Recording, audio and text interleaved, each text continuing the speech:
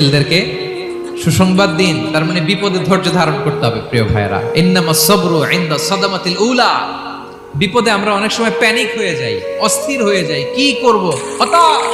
না, মুমিনরা হতাশ হয় না, ধৈর্য ধারণ করে। কি করে? কি করে? ধৈর্য ধারণ করার শক্তি দাও গো মেহেরবান আমায়, দাও গো মেহেরবান। পড়েন, ধৈর্য ধারণ করার শক্তি দাও গো মেহেরবান আমায়, দাও গো মেহেরবান। সবাই বলুন একসাথে, ধৈর্য ধারণ করার শক্তি দাও গো মেহেরবান আমায়, দাও গো মেহেরবান। বুকের ভেতর ব্যথার নদী বইছে অবিরা, বইছে